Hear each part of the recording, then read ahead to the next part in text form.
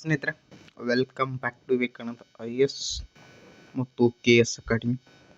ಸ್ನೇಹಿತರೆ, ಏನೋ ಅನಿವಾರ್ಯ ಕಾರಣಗಳಿಂದ ಸ್ವಲ್ಪ ನಮ್ಮ ಯೂಟ್ಯೂಬ್ ಚಾನಲಲ್ಲಿ ಯಾವುದ್ಯಾವುದೋ ಕಂಟೆಂಟ್ ಬಂದಿತ್ತ ಅದರ ಪರವಾಗಿ ನಾವೇನು ಕೇಳ್ತೀವಿ ಸ್ನೇಹಿತರೆ, ಸಾರಿ ಕೇಳ್ತೀವ.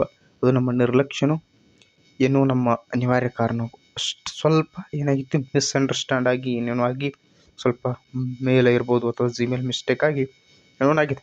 ಆಲ್ಮೋಸ್ಟ್ ಎಲ್ಲ ನೈತಿಕ ಅಂದ್ರೆ ಅನೈತಿಕ ಕಂಟೆಂಟ್ ಏನು ಮಾಡಿ ನಾವು ಆಲ್ಮೋಸ್ಟ್ ಡಿಲೀಟ್ ಮಾಡಿವಿಲ್ರಿ. ಡಿಲೀಟ ಇನ್ನು ಮುಂದೆ ಏನಾಗ್ತದೆ, ನಿರಂತರವಾಗಿ ನಿಮ್ಗೆ ಏನಾಗ್ತದೆ, ಏನು ಮೊದಲು ಸ್ಟಡಿ ಯೂಟ್ಯೂಬ್ ಚಾನಲ್ ಅಂತ ಏನು ಶುರು ಮಾಡಿದ್ದೇವಲ್ರಿ, ಅದೇ ರೀತಿ ಒಳ್ಳೆ ಸ್ಟಡಿ ಮಟೀರಿಯಲ್ ಬರ್ತದೆ. ಹಾಗಾದ್ರೆ ಸ್ನೇಹಿತರು, ಒಂದು ಡಿಸೈಡ್ ಮಾಡ್ಕೊಂಡು ಬಂದಿವ್ರಿ ನಾವು ಸ್ನೇಹಿತರೆ, ಪೊಲಿಟಿಕಲ್ ಸೈನ್ಸ್ ಅಂತ ಕರಿತೀರಿ ಅಥವಾ IC ಅಂದರೆ ಇಂಡಿಯನ್ ಕಾನ್ಸ್ಟಿಟ್ಯೂಷನ್ ಅಂತ ಕರಿತೀರಿ, ಅದು ನಿಮಗೆ ಬಿಟ್ಟಿದ್ದು. ನನ್ನ ಅನಿಸಿಕೆ ಪ್ರಕಾರ ಸ್ನೇಹಿತರೆ, ಇದನ್ನು IC ಅಂತ ಕರೆದ್ರೆ ಭಾಳ ಚಲೋ, ಇಂಡಿಯನ್ ಕಾನ್ಸ್ಟಿಟ್ಯೂಷನ್ ಅಂತ ಕರೆದ್ರೆ ಇನ್ನಷ್ಟು ಒಳ್ಳೆಯದು ಅನ್ನೋದು ನನ್ನ ಅನಿಸಿಕೆ. ಹಾಗಾದ್ರೆ ಇಂಡಿಯನ್ ಕಾನ್ಸ್ಟಿಟ್ಯೂಷನ್ನ ಏನು ತಂದಿರಿ ಅಂತ ನೀವು ಕೇಳುವುದು ಸ್ನೇಹಿತರೆ, ಇಂಡಿಯನ್ ಕಾನ್ಸ್ಟಿಟ್ಯೂಷನಲ್ಲಿ ಒಂದು ರೆವಲ್ಯೂಷನರಿ ಕ್ರಿಯೇಟ್ ಮಾಡಬೇಕಂತ ತಂದಿವಿ ಸ್ನೇಹಿತರೆ. ಹಿಂದೆ ಯಾರು ಮಾಡಿಲ್ಲ ಸ್ನೇಹಿತರೆ, ಮುಂದೆ ಯಾರು ಮಾಡ್ತಾರೆ ನನಗೆ ಗೊತ್ತಿಲ್ಲ ಸ್ನೇಹಿತರೆ. ಎಷ್ಟು MCQ ಅದಾವಂತಂದ್ರೆ ಯು ಕಾಂಟ್ ಇಮ್ಯಾಜಿನೇಷನ್. ಅಷ್ಟೊಂದು MCQವನ್ನು ನಿಮ್ಮ ಮುಂದೆ ಇಡುವ ಪ್ರಾಮಾಣಿಕ ಪ್ರಯತ್ನ ನಾವು ಮಾಡಕತ್ತೀವಿ, ಹೌದಲ್ರಿ? ಏನೋ ಆಗಿತ್ತು ಬಿಟ್ಟುಬಿಡ್ರೆ ಯೂಟ್ಯೂಬ್ ಚಾನಲ್ಗೆ ಸ್ನೇಹಿತರೆ. ಈ ಭಾರತ ಸಂವಿಧಾನದ ಹಿನ್ನೆಲೆ, ಬ್ಯಾಕ್ಗ್ರೌಂಡ್ ಆಫ್ ಇಂಡಿಯನ್ ಕಾನ್ಸ್ಟಿಟ್ಯೂಷನಲ್ಲಿ 105 MCQವನ್ನು ನಿಮಗೆ ನೀಡಲು ನಾವು ಬಂದೀವಿ.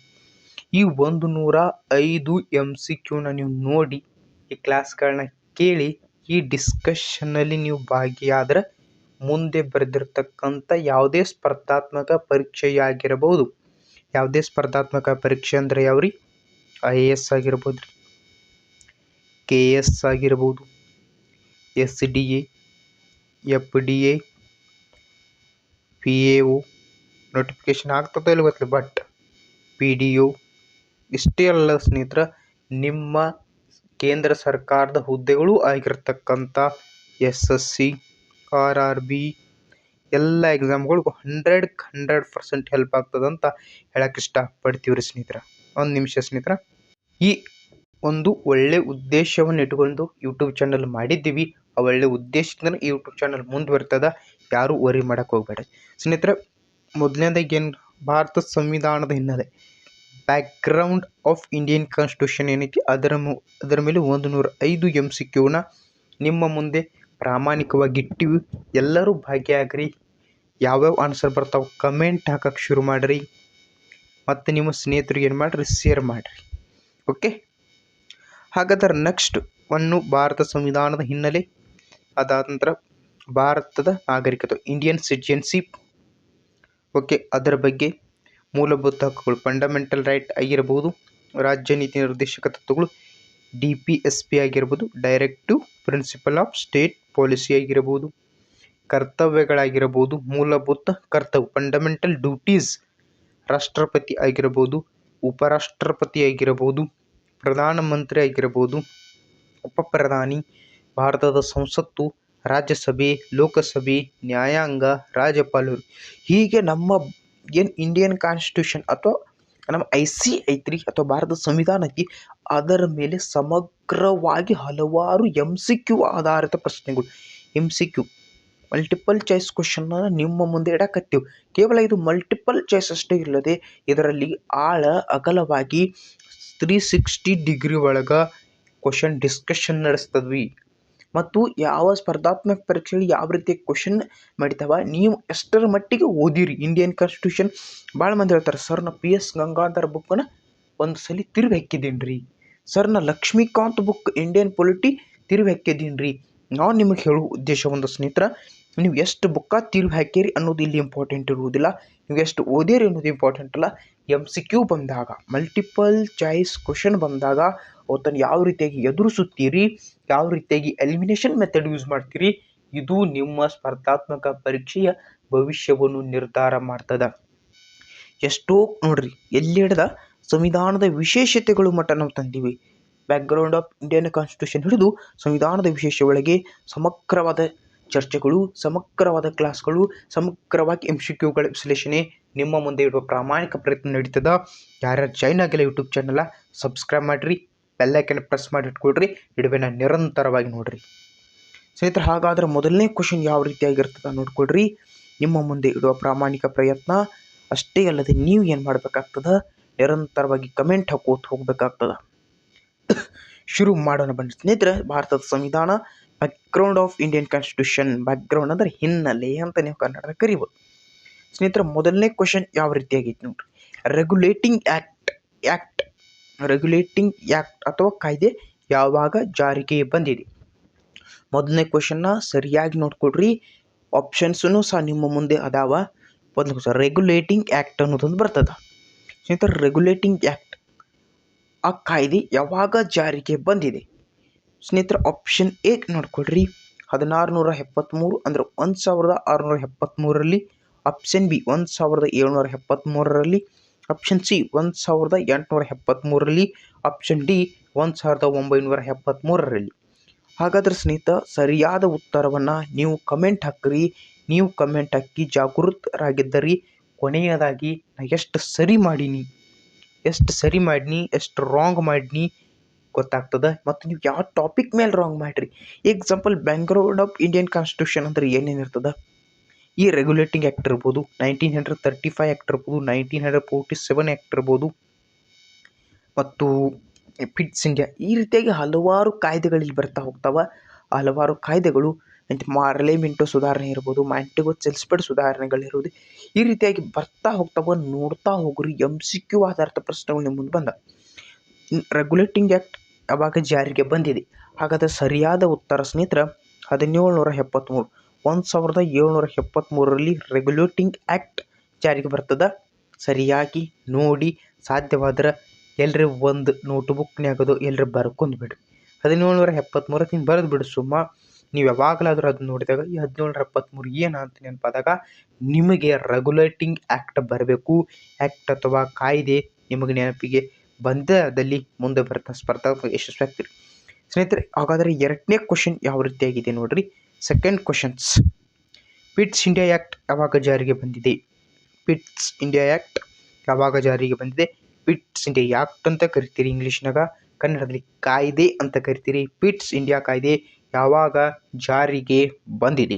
ನಿಮ್ಮ ಮುಂದೆ ಇರತಕ್ಕಂಥ options: option A 1773, option B 1784, option C 1784. ಇದು 1884, ಇದು 1784. ನಿಮಗೆ MCQ ಯಾವ ರೀತಿಯಾಗಿ ಕನ್ಫ್ಯೂಸ್ ಮಾಡ್ತಾರ, ಯಾವ ರೀತಿಯಲ್ಲಿ ನೀವು ಸರಿಯಾಗಿ ಓದಿರ್ಬೇಕಾಗೋದು ಇಲ್ಲಿ ಗೊತ್ತಾಗ್ತದೆ. 1773, 1884, 1784 ಸರಿಯಾದ ಉತ್ತರ. ಕಮೆಂಟ್ ಹಾಕ್ರಿ. ಹಾಗಾದ್ರೆ ಸರಿಯಾದ ಉತ್ತರ ನೋಡ್ರಿ. ಪಿಟ್ಸ್ ಇಂಡಿಯಾ ಕಾಯ್ದೆ ಯಾವಾಗ ಜಾರಿಗೆ ಬಂದಿದೆ? ಸರಿಯಾದ ಉತ್ತರ 1884. 1884ರಲ್ಲಿ ಪಿಟ್ಸ್ ಇಂಡಿಯಾ ಕಾಯ್ದೆ ಜಾರಿಗೆ ಬರ್ತದ. 1773 ಅಥವಾ 1773ರಲ್ಲಿ ರೆಗ್ಯುಲೇಟಿಂಗ್ ಕಾಯ್ದೆ ಬರ್ತಾವ. ಇನ್ನು ಯಾವತ್ತಾದ್ರೂ ಈ ಕಾಯ್ದೆ ಬಗ್ಗೆ ನಿಮಗೆ ಕ್ವಶನ್ ಆದಲ್ಲಿ ನೀವು ಎಂದು ಏನು ಮಾಡಿರಬೇಡ್ರಿ, ಮಿಸ್ ಮಾಡ್ಕೊಳಕ್ಕೆ ಹೋಗಬೇಡ್ರಿ. ಇನ್ನು ಮೂರನೇ ಕ್ವಶನ್ ಸ್ನೇಹಿತರೆ, ಥರ್ಡ್ ಕ್ವಶನ್. ಮೂರನೇ ಕ್ವಶನ್ ಏನೈತಿ ನೋಡ್ರಿ. ಮೂರನೇ ಕ್ವಶನ್, ಸನ್ನದು ಶಾಸನ ಅಥವಾ ನಾ ಹೇಳಿಲ್ಲ ಚಾರ್ಟರ್ ಆ್ಯಕ್ಟ್ಗಳು ಬರ್ತಾವೆ. ಸನ್ನದು ಶಾಸನ ಅಥವಾ ಚಾರ್ಟರ್ ಆ್ಯಕ್ಟ್ಗಳು ಯಾವಾಗ ಜಾರಿಗೆ ಬಂದವು? ಕ್ವಶನ್ ನಂಬರ್ 3, ಸನ್ನದು ಶಾಸನ ಅಥವಾ ಚಾರ್ಟರ್ ಆ್ಯಕ್ಟ್ಗಳು ಯಾವಾಗ ಜಾರಿಗೆ ಬಂದವು? ಚಾರ್ಟರ್ ಆ್ಯಕ್ಟ್ಗಳು ಯಾವಾಗ ಜಾರಿಗೆ ಬಂದವು? ಮೂರನೇ ಕ್ವಶನ್ದ ಆಪ್ಷನ್ ಎ ಏನೈತಿ 1990 ಅಥವಾ 1990, 1790, 1793, 1893. MCQ ಅಂದರೆ MCQ ಕರೆಕ್ಟಾಗಿ ಬಿಡಿಸ್ಕೊಡ್ರಿ. ಡೌಟ್ ಇದ್ದುದು ಇಲ್ಲೇ ಕ್ಲಿಯರ್ ಮಾಡಿಕೊಡ್ರಿ. ಎಕ್ಸಾಮ್ಗೆ ಫುಲ್ ರೆಡಿಯಾಗಿ ಹೋಗಿಬಿಡ್ರಿ. ನಿಮ್ಮ ಕ್ವಶನ್ ಮೂರನೇದು, ಚಾರ್ಟರ್ ಆ್ಯಕ್ಟ್ ಯಾವಾಗ ಜಾರಿಗೆ ಬಂದದಿ? ಸರಿಯಾದ ಉತ್ತರ ಆಪ್ಷನ್ 3, 1793ರಲ್ಲಿ ಚಾರ್ಟರ್ ಆ್ಯಕ್ಟ್ ಜಾರಿಗೆ ಬಂದಿದೆ. ಎಸ್ ಸ್ನೇಹಿತರ, ನಾಲ್ಕನೇ ಕ್ವಶನ್ ಯಾವ ರೀತಿಯಾಗೈತಿ ಚೆಂದಾಗಿ ನೋಡ್ಕೊಡ್ರಿ. ಒಂದು ದಿನಕ್ಕೆ ಒಂದು 20, ಒಂದು 30 ಕ್ವಶನ, ಸಾಧ್ಯವಾದರೆ ಎಷ್ಟಾಗ್ತಾವೆ ಅಷ್ಟು ಕ್ವಶನ್ನ ಬಿಡಿಸ್ತಾ ಹೋಗ್ತೀವಿ. ನಿರಂತರವಾಗಿ ತರಗತಿಗಳು ನೋಡ್ತಾ ಹೋಗ್ರಿ. ಸ್ನೇಹಿತರೆ, ಸನ್ನದು ಶಾಸನ ಅಥವಾ ಚಾರ್ಟರ್ ಆಕ್ಟ್ ಎಷ್ಟು ವರ್ಷಗಳಿಗೊಮ್ಮೆ ನವೀಕರಿಸಲಾಗ್ತಿತ್ತು, ಅಪ್ಡೇಟ್ ಮಾಡಾಕತ್ತಿತ್ತು ಅಥವಾ ಅಪ್ಡೇಟ್ ಮಾಡಲಾಗಿತ್ತು ಎಂಬುದು ನಿಮ್ಮ 4ನೇ ಕ್ವಶನ್ ಐತಿ. ಕ್ವಶನ್ ನಂಬರ್ ಆಪ್ಷನ್ ಎ ಒಳಗೆ ಏನೈತಿ, 15 ವರ್ಷಗಳಿಗೊಮ್ಮೆ, 18 ವರ್ಷಗಳಿಗೊಮ್ಮೆ, 20 ವರ್ಷಗಳಿಗೊಮ್ಮೆ, 25 ವರ್ಷಗಳಿಗೊಮ್ಮೆ. ನೋಡ್ರಿ, ಸರಿಯಾಗಿ ಕಮೆಂಟ್ ಹಾಕ್ರಿ. ಸನ್ನದು ಶಾಸನ ಚಾರ್ಟರ್ ಆಕ್ಟ್ ಅಂತ ಏನು ಬಂದಿದ್ವಲ್ರಿ, ಈ ಚಾರ್ಟರ್ ಆಕ್ಟ್ ಎಷ್ಟು ವರ್ಷಗಳಿಗೆ ಅಪ್ಡೇಟ್ ಮಾಡ್ತಿದ್ರು ಅಥವಾ ನವೀಕರಿಸಲಾಗುತ್ತಿತ್ತು ಅಂತ ನಿಮ್ಮ ಕ್ವಶನ್ ಐತಿ. ಹಾಗಾದ್ರೆ ಸರಿಯಾದ ಉತ್ತರ 4ನೇದು ಆನ್ಸರ್ ಯಾವುದಂದ್ರೆ ಸಿ, 20 ವರ್ಷಗಳಿಗೊಮ್ಮೆ ಚಾರ್ಟರ್ ಆಕ್ಟನ್ನು ನವೀಕರಿಸಲಾಗುತ್ತಿತ್ತು. 20 ಇಯರ್ಸ್ ಒಮ್ಮೆ ಅಪ್ಡೇಟ್ ಮಾಡ್ತಿದ್ರು ಚಾರ್ಟರ್ ಆಕ್ಟನ್ನು. ಹಾಗಾದರೆ ಸ್ನೇಹಿತರೆ, ನಿಮ್ಮ ಮುಂದಿರತಕ್ಕಂಥ 5ನೇ ಕ್ವಶನ್, ಯಾವ ಸನ್ನದು ನೋಡ್ಕೊಳ್ರಿ, ಯಾವ ಸನ್ನದು ಶಾಸನ ಭಾರತದ ಗವರ್ನರ್ ಜನರಲ್ನನ್ನು ನೇಮಕಗೊಳಿಸಿತು? ಶಭಾಷ್ ಕೂಡ ಫಾಲ್ಸಲ್ಲಿ ಇಂಥ ಕ್ವಶನ್ನ ನೀವು ನೋಡ್ಬೋದು. ಯಾವ ಶಾಸನ ಭಾರತದ ಗವರ್ನರ್, ದಟ್ ಈಸ್ ಇದು ಇಂಪಾರ್ಟೆಂಟ್, ಭಾರತದ ಗವರ್ನರ್ ಜನರಲ್ ಅನ್ನು ನೇಮಕಗೊಳಿಸಿತು? Appointment for Indian governor general. ಇಲ್ಲಿ ಗವರ್ನರ್ ಐತ್ರಿ ಮತ್ತು ಜನರಲ್ ಐತಿ, ಇದು ನೇಮಕ, ಅದು ಭಾರತದ ಗವರ್ನರ್ ಜನರಲ್. ಯಾವ ಆ್ಯಕ್ಟ್ ಹಾಗಾದ್ರೆ? Option A 1853 act, 1813 charter act, 1833 charter act. ಹಾಗಾದರೆ ಯಾವುದು ಅಲ್ಲ? ಯಾವುದು ಅಲ್ಲ ಅಂದ್ರೆ ಇದು ಅಲ್ರಿ, ಇದು ಅಲ್ರಿ, ಇದು ಅಲ್ರಿ, ಒಂದು ಬೇರೆ ಇರ್ತದೆ. ಈ ರೀತಿಯಾಗಿ ಯಾವುದೂ ಅಲ್ಲ. ಹಾಗಾದರೆ ಯಾವ ಸನ್ನದು ಇಂಡಿಯನ್ ಭಾರತದ ಗವರ್ನರ್ ಜನರಲ್ನನ್ನು ನೇಮಕಗೊಳಿಸಿತು ಅಂದ್ರೆ ಸರಿಯಾದ ಉತ್ತರ 5ನೇದು 1833 ಚಾರ್ಟರ್ ಆ್ಯಕ್ಟ್ ಭಾರತದ ಗವರ್ನರ್ ಜನರಲ್ನನ್ನು 1833 ಚಾರ್ಟರ್ ಆ್ಯಕ್ಟ್ ನೇಮಕ ಮಾಡಿತು. ಹಾಗಾದರೆ ಲಾರ್ಡ್ ಮೆಕಾಲೆ ಆಯೋಗ ಯಾವುದಕ್ಕೆ ಸಂಬಂಧಿಸಿದೆ? ಸ್ನೇಹಿತರೆ, 6ನೇ ಕ್ವಶನ್ನ ವೆರಿ ಇಂಪಾರ್ಟೆಂಟ್ ಕ್ವಶನ್ನ, ಲಾರ್ಡ್ ಮೆಕಾಲೆ. ಎಷ್ಟು ಸಾರಿ ಕ್ವಶನ್ ಆಗಿಲ್ಲ, ನೀವು ಕ್ವಶನ್ ಪೇಪರ್ ನೋಡ್ಕೊಡ್ರಿ. ಹಾಗಾದರೆ ಲಾರ್ಡ್ ಮೆಕಾಲೆ ಆಯೋಗ ಯಾವುದಕ್ಕೆ ಸಂಬಂಧಿಸಿದೆ? ಆಪ್ಷನ್ ಎ ರಾಜಕೀಯ ಆಯೋಗ, ಆಪ್ಷನ್ ಬಿ ಆರ್ಥಿಕ ಆಯೋಗ, ಆಪ್ಷನ್ ಸಿ ಶೈಕ್ಷಣಿಕ ಆಯೋಗ, ಆಪ್ಷನ್ ಡಿ ಕಾನೂನು ಆಯೋಗ. ಹಾಗಾದರೆ ಲಾರ್ಡ್ ಮೆಕಾಲೆಯವರ ಆಯೋಗ ಯಾವುದಕ್ಕೆ ಸಂಬಂಧಿಸಿದೆ ಅಂದ್ರೆ ಕಾನೂನು ಆಯೋಗಕ್ಕೆ ಸಂಬಂಧಿಸಿದೆ. ಯಾವುದ್ರಿ? ಕಾನೂನು ಆಯೋಗ. ಕ್ವಶನ್ ನಂಬರ್ 6, ಮೆಕಾಲೆ ಆಯೋಗ ಸಂಬಂಧಿಸಿರುವುದು ಕಾನೂನು, ಲಾ, ಜಸ್ಟಿಸ್, ನ್ಯಾಯ, ಈ ರೀತಿಯಾಗಿ ಲಾರ್ಡ್ ಮೆಕಾಲೆ ಅವರು ಕಾನೂನು ಆಯೋಗಕ್ಕೆ ಸಂಬಂಧಪಟ್ಟಾರೆ. ಹಾಗಾದರೆ ಭಾರತದ ದಂಡ ಸಂಹಿತೆ ರಚಿಸಲು ಅವಕಾಶ ನೀಡಿದ ಶಾಸನ. ಸ್ನೇಹಿತರೆ, ಕ್ವಶನ್ ನಂಬರ್ 7 ಏನೈತಿ ನೋಡ್ರಿ, ಭಾರತದ ದಂಡ ಸಂಹಿತೆ ರಚಿಸಲು ಅವಕಾಶ ನೀಡಿದ ಶಾಸನ ಯಾವುದು? ಭಾರತದ ದಂಡ ಸಂಹಿತೆ Indian final code, IPC, Indian criminal code, Indian ICC, Indian penal code ಒಂದು ಬರ್ತದೆ, ಇಂಡಿಯನ್ ಕ್ರಿಮಿನಲ್ ಕೋಡ್ ಬರ್ತದೆ. ಈಗ ಈ ಎರಡು ಆ್ಯಕ್ಟ್ಗಳಿಗೆ ಭಾರತೀಯ ನಾಗರಿಕ ಸಾಕ್ಷ್ಯ ಸಂಹಿತೆ ಅಂತ ಅಪ್ಡೇಟ್ ಮಾಡಿದ್ದಾರೆ. ಆ ಅಪ್ಡೇಟ್ ನೀವು ಮಾಡ್ಕೋಬೇಕಾಗ್ತದೆ. ಎಸ್, ಹಾಗಾದರೆ ಭಾರತದ ದಂಡ ಸಂಹಿತೆ ರಚಿಸಲು ಅವಕಾಶ ನೀಡಿದ ಸನ್ನದು ಅಥವಾ ಶಾಸನ ಯಾವುದು? ಆಪ್ಷನ್ ಎ 1833 ಕಾಯ್ದೆ, 1853 ಕಾಯ್ದೆ, 1858 ಕಾಯ್ದೆ, 1793 ಕಾಯ್ದೆ. ಹಾಗಾದರೆ ಸರಿಯಾದ ಉತ್ತರ ಯಾವುದ್ರಿ? ಭಾರತದ ದಂಡ ಸಂಹಿತೆಯನ್ನು ರಚಿಸಲು ಅವಕಾಶ ನೀಡಿದ ಶಾಸನ IPC, Indian penal code, Indian criminal code, ಈ ರೀತಿಯಾಗಿ ಏನದ ಅದನ್ನು ರಚಿಸಲು ಅವಕಾಶ ನೀಡಿರ್ತಕ್ಕಂಥ ಸನ್ನದು ಶಾಸನ ಯಾವುದು? ಆಪ್ಷನ್ ನಂಬರ್ ಎ ನೋಡಿದ್ರಿ, ಆಪ್ಷನ್ ನಂಬರ್ ಬಿ ನೋಡಿದ್ರಿ, ಸಿ ನೋಡಿದ್ರಿ. ಹಾಗಾದರೆ ಸರಿಯಾದ ಉತ್ತರ ನೋಡುವ ಸಮಯ 1833 ಕಾಯ್ದೆ ಭಾರತದ ದಂಡ ಸಂಹಿತೆಯನ್ನು ರಚಿಸಲು ಅವಕಾಶ ನೀಡಿದೆ. 1833 ಕಾಯ್ದೆ ದಂಡ ಸಂಹಿತೆಯನ್ನು ರಚಿಸಲು ಅವಕಾಶ ನೀಡಿದೆ.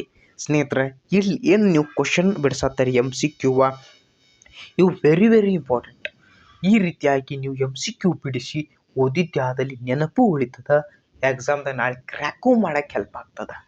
ಎಸ್, ಮುಂದೆ ಹೋಗೋಣ. ಸ್ನೇಹಿತರೆ, ಮುಂದೆ ಇಲ್ಲೇ ಹೋಗ್ಬೇಕಾಗ್ತದೆ, ಸ್ವಲ್ಪ ವೇಟ್ ಮಾಡಿರಿ. ಜುಮ್ ಹಾಕಿ 1 ನಿಮಿಷ, ವೇಟ್. ಹಾಂ ಸ್ನೇಹಿತರೆ, ಇಲ್ಲಿ ನೋಡ್ರಿ ಸ್ನೇಹಿತರೆ, 8ನೇ ಕ್ವಶನ್ ನಿಮ್ಮ ಮುಂದೆ ಯಾವ ರೀತಿಯಾಗಿರ್ತದೆ ನೋಡ್ರಿ. ಸ್ನೇಹಿತರೆ, ಸ್ಪರ್ಧಾತ್ಮಕ ಪರೀಕ್ಷೆ ಜಾರಿಗೆ ತರಲು ತಿಳಿಸಿದ ಶಾಸನ. 8ನೇ ಕ್ವಶನ್ ಯಾವ ರೀತಿಯಾಗಿತ್ತು ನೋಡ್ರಿ. ಕ್ವಶನ್ ನಂಬರ್ 8 ಸ್ಪರ್ಧಾತ್ಮಕ ಪರೀಕ್ಷೆ ಅಂದರೆ ಗೊತ್ತೈತಿಲ್ಲ, ಫಾರ್ IAS ಇರ್ಬೋದು, KS ಇರಬಹುದು, ಆವಾಗ all India service, civil services examination ಅಂತಿತ್ತು, ಈಗೂ ಐತಿ. ಹಾಗಾದರೆ ಸ್ಪರ್ಧಾತ್ಮಕ ಪರೀಕ್ಷೆಯನ್ನು ಜಾರಿಗೆ ತರಲು ತಿಳಿಸಿದ ಸನ್ನದು ಅಥವಾ ಶಾಸನ ಯಾವುದು?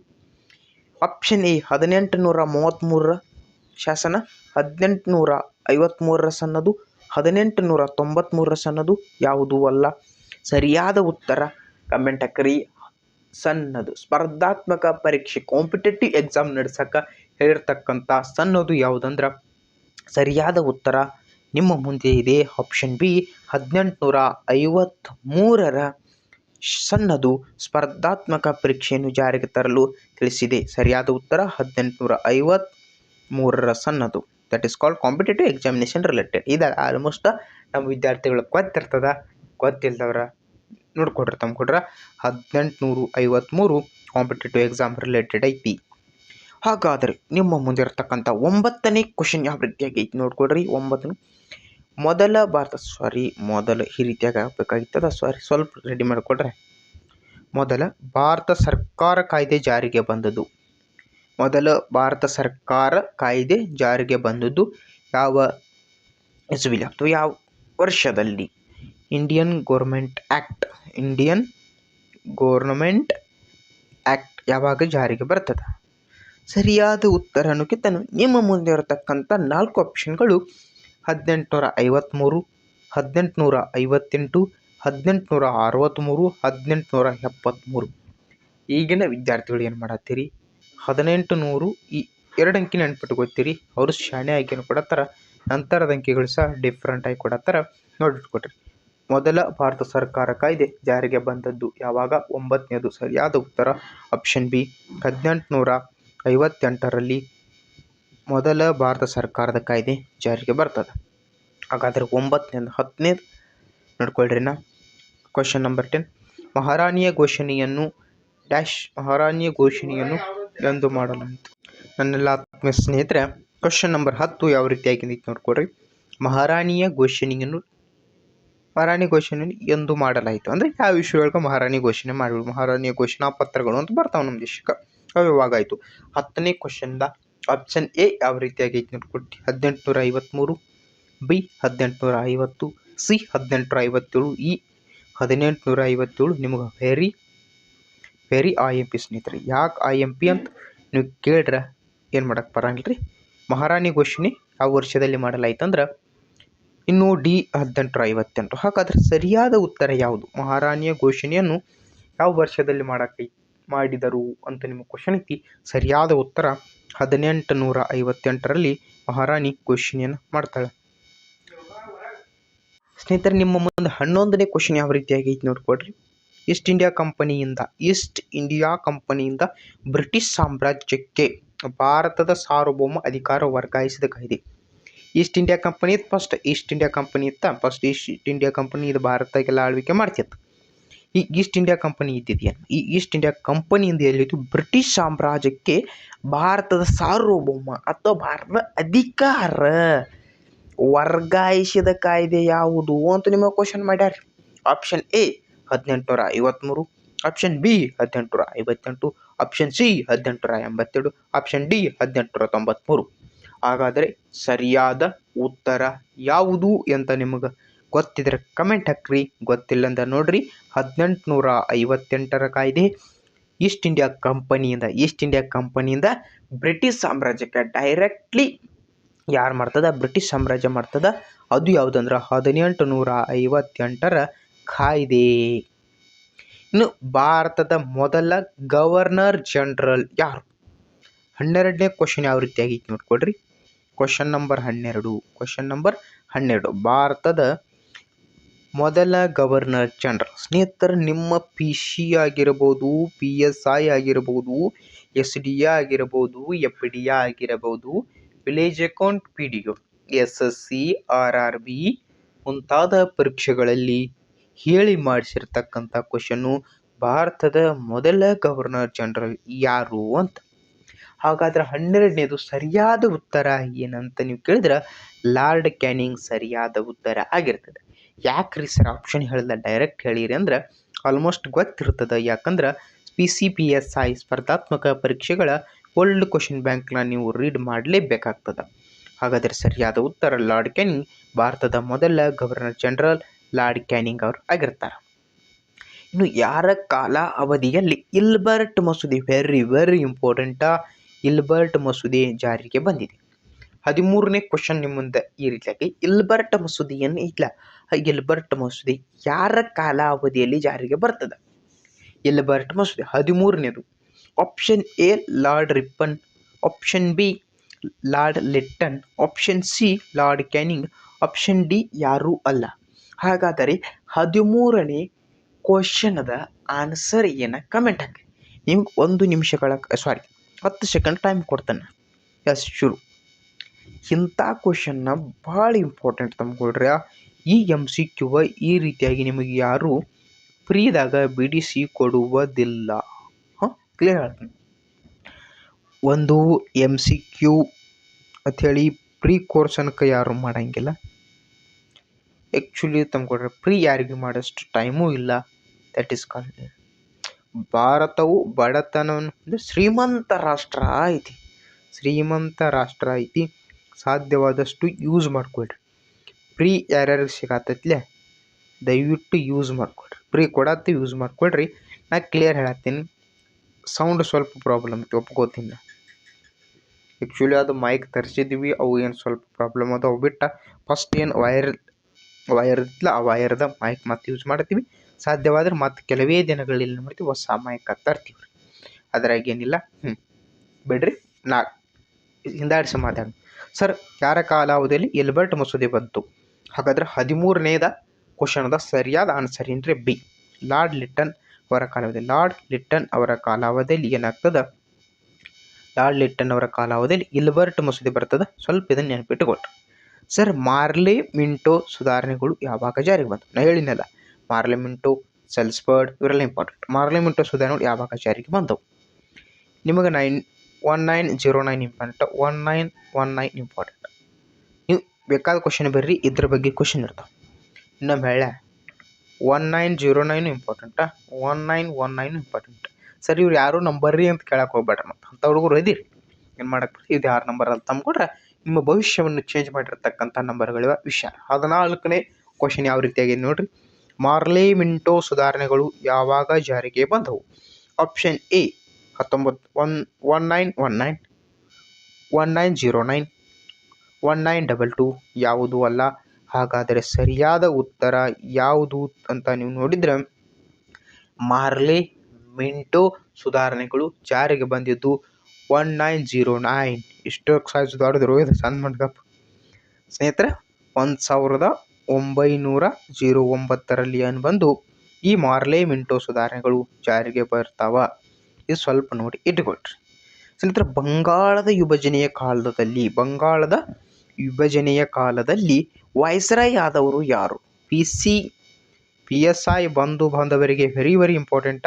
ಸ್ವಲ್ಪ ನೋಡಿಟ್ಕೊಳ್ರಿ. ಕೇಳ್ಯಾರ ಕ್ವಶನ್ ಮಾತ್ರ 100% ಕೇಳ್ಯಾರ. ಕ್ವಶನ್ ಬ್ಯಾಂಕ್ ತೆಗೆದು ನೋಡ್ರಿ. ಕೇಳಿಲ್ಲ ಅಂದ್ರೆ ನೀವು ಹೇಳಿದ್ನ ಕೇಳ್ತ. ಬಂಗಾಳದ ವಿಭಜನೆ ಕಾಲಾವಧಿಯಲ್ಲಿ ವೈಸ್ರಾಯ್ ಆದವರು ಯಾರು? Option A lord Minto, option B lord Canning, option C lord Curzon, option D lord Ripon. ಇವು ಯಾಕೆ ಲಾರ್ಡ್ ರಿಪ್ಪನ್ ರೀ ಸರ, ಲಾರ್ಡ್ ಕ್ಯಾನಿಂಗ್ ರೀ ಸರ, ಲಾರ್ಡ್ ಮಿಂಟೋ ಯಾಕೆ ಒಳ್ಳೊಳ್ಳೆ ಹೆಸರು ಬರತ್ತಾವ ಅಂದ್ರೆ ನಿಮ್ಮ ಸ್ಪರ್ಧಾತ್ಮಕ ಪರೀಕ್ಷೆಯಲ್ಲಿ ಒಳ್ಳೊಳ್ಳೆ ಹೆಸರುಗಳು ಬಂದಾವ. ಈ ಲಾರ್ಡ್ ಮಿಂಟೋನ್ ಬಗ್ಗೆ ಓದ್ಕೊಳ್ಳಿ, ಲಾರ್ಡ್ ಕರ್ಜನ್ ಬಗ್ಗೆ ಓದ್ಕೊಳ್ಳಿ, ಕ್ಯಾನಿಂಗ, ರಿಪ್ಪನ್ನ ಇವರೆಲ್ಲ ಇಂಪಾರ್ಟೆಂಟ್ ಟಾಪಿಕ್, HIV ಟಾಪಿಕ್, ಇವರೆಲ್ಲ ಹೈ ಹಿಲ್ಡಿಂಗ್ ಟಾಪಿಕ್ಸ್. ಅದರಿಂದ ಬಂಗಾಳ ವಿಭಜನೆ ಕಾಲಾವಧಿಯಲ್ಲಿ ವೈಸ್ರಾಯ್ ಆದವರು ಯಾರು? 15ನೇ ಕ್ವಶನ್ದ ಸರಿಯಾದ ಉತ್ತರ ಲಾರ್ಡ್ ಕರ್ಜನ್ ಅವರು ವಿಭಜನೆಯ ಕಾಲಾವಧಿಯಲ್ಲಿ ಏನಾಗ್ತಾರ? ವೈಸ್ರಾಯ್ ಅವರು ಆಗಿರ್ತಾರ. ಇನ್ನು 16ನೇ ಕ್ವಶನ್ ನೋಡೋಣ ಸ್ನೇಹಿತರೆ. 16ನೇ ಕ್ವಶನ್ ನೋಡಿ ಈ ಕ್ಲಾಸ್ನ ಇಲ್ಲೇ ಮುಗಿಸೋಣ. ಮುಂದುವರೆದ ತರಗತಿ ನಿಮಗೆ ನಾಳೆ ಸಿಗಬಹುದು ಅಥವಾ ಇವತ್ತು ಈವ್ನಿಂಗೂ ಸಿಗಬಹುದು.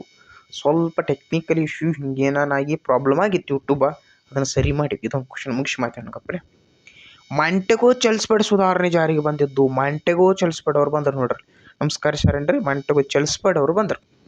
ಹಾಗಾದರೆ ಆಪ್ಷನ್ ಎ 1919 ಅಥವಾ 1919, 1909, 1909, 1922 ಅಥವಾ 1922, 1927. ಏನು ಇಲ್ಲಿರ್ತಕ್ಕಂಥ ಆಪ್ಷನ್ 4 ಇದು. ಈ 4 ಆಪ್ಷನ್ನ ನಿಮ್ಮ ಸ್ಪರ್ಧಾತ್ಮಕ ಪರೀಕ್ಷೆ ಒಂದೊಂದು ಬಾರಿ ಕ್ವಶನ್ ಆಗ್ಯಾವ. ಈ 4 ಆಪ್ಷನ್ ರಿಲೇಟೆಡ್ ನೀವು ಏನು ಮಾಡಿರಿ, ಕಮೆಂಟ್ ಹಾಕಿರಿ ತಂದ್ಕೊಡ್ರಿ. ಈ 4 ಮಾತ್ರ ಇಂಪಾರ್ಟೆಂಟ್ ಅದಾವ. ಈ 1919 ಇರ್ಬೋದು, 1909 ಇರ್ಬೋದು, 1922 ಇರ್ಬೋದು, 1927 ಇರ್ಬೋದು. 4 ಇಂಪಾರ್ಟೆಂಟ್ ಅದಾವ. ಸಾಧ್ಯವಾದ್ರೆ ನಮ್ಮಲ್ಲಿ ಮೇಟಾ AI ಅಂತ ಇರ್ತದೆ. ಆ AIದಾಗ ಈ ನಂಬರ್ಸ್ ಬರ್ದುಂಡು ಹಿಸ್ಟಾರಿಕಲ್ ರಿಲೇಟೆಡ್ ಟು 1929, 1909 ಬರ್ತದೆ. ಹಾಗಾದ್ರೆ ಮಾಂಟೆಗೋ ಚಲಿಸಲ್ಪಟ್ಟ ಸುಧಾರಣೆಗಳು ಜಾರಿಗೆ ಬಂದದ್ದು ಯಾವಾಗ? 16ನೇ ಕ್ವಶನ್ದ ಸರಿಯಾದ ಉತ್ತರ ಯಾವುದಂದ್ರೆ ಎ 1919 ಅಥವಾ 1919ರಲ್ಲಿ ಮಾಂಟೆಗೋ ಚಲಿಸಲ್ಪಟ್ಟ ಸುಧಾರಣೆಗಳು ಜಾರಿಗೆ ಬರ್ತಾವ. ಸ್ನೇಹಿತರೆ 25 ನಿಮಿಷಗಳ ಕಾಲ ತರಗತಿ ನಡೆದದ. ಯಾರು ನೋಡಿರಿ ಆಲ್ ದಿ ಬೆಸ್ಟ್ ಸ್ನೇಹಿತರೆ. ಮತ್ತೆ ನಿಮಗೆ ನಿರಂತರವಾಗಿ ತರಗತಿ ನಡೀತಾವೆ. ಈ ಟೋಟಲ್ 102ರಿಂದ 100 ಪೇಜ್ PDF ಐತಿ. ಇದೇ ರೀತಿಯಾಗಿ ನಿರಂತರ ತರಗತಿಗಳು ನಡೀತಾ ಹೋಗ್ತವೆ. ಅದೇನೋ ಸ್ವಲ್ಪ ಟೆಕ್ನಿಕಲ್ ಇಶ್ಯೂ ಆಗಿ ಏನೇನೋ ಯೂಟ್ಯೂಬ್ ಚಾನಲ್ ಬಂದದಂತ ಸ್ವಲ್ಪ ಅದನ್ನ ಸರಿ ಮಾಡಿ ಈಗ ಇನ್ನು ಕೆಲವೇ ದಿನಗಳು ಆಲ್ ಆರ್ ಕ್ಲಿಯರ್ ಮಾಡಿ ನಿಮಗೆ ಏನಾದರೂ ನಿರಂತರ ಮೊದಲೇನು ಸ್ಟಡಿ ಯೂಟ್ಯೂಬ್ ಚಾನಲ್ ಇತ್ತು ಆ ಸ್ಟಡಿ ಯೂಟ್ಯೂಬ್ ಚಾನಲ್ ನಿಮಗೆ ದೊರೀತಾ ಹೋಗ್ತದೆ. ಯಾರು ವರಿ ಮಾಡ್ಕೊಳಕ್ಕೆ ಹೋಗ್ಬೇಡ್ರಿ. ಮೊದಲಿನಕ್ಕಿಂತ ಹೆಚ್ಚಿನ ತರಗತಿಗಳು ಇದರಲ್ಲಿ ಬರ್ತಾ ಹೋಗ್ತಾವೆ. ತಮ್ಗೊಡ್ರಿ ಇನ್ನೊಮ್ಮೆ ಹೇಳ್ತೀನಿ, ಯಾರು ಬಂದರಿಗೆ ಮೊದಲು ಬರೀ ಸಬ್ಸ್ಕ್ರೈಬ್, ನಿಮಗೆ ಕಮೆಂಟು, ನಿಮ್ಮ ಸ್ನೇಹಿತರಿಗೂ ಶೇರ್ ಮಾಡೋದು ಮರಿಬೇಡ್ರಿ. ಓಕೆ, ಮತ್ತು ನೆಕ್ಸ್ಟ್ ವಿಡಿಯೋಲಿ ಭೇಟಿ ಆಗೋನು. ಇದು ನಿಮ್ಮ ನೆಚ್ಚಿನ IAS ಮತ್ತು KS ಅಕಾಡೆಮಿ, ವಿವೇಕಾನಂದ IAS ಮತ್ತು KS ಅಕಾಡೆಮಿ ನೋಡಿದ್ರಿ ಎಲ್ಲರೂ. ಮತ್ತು ನೆಕ್ಸ್ಟ್ ವಿಡಿಯೋಲಿ ಭೇಟಿ ಆಗ್ತೀವಿ. ಎಲ್ಲರಿಗೂ ಅಲ್ಲಿವರೆಗೂ ಬಾಯ್ ಸ್ನೇಹಿತರೆ.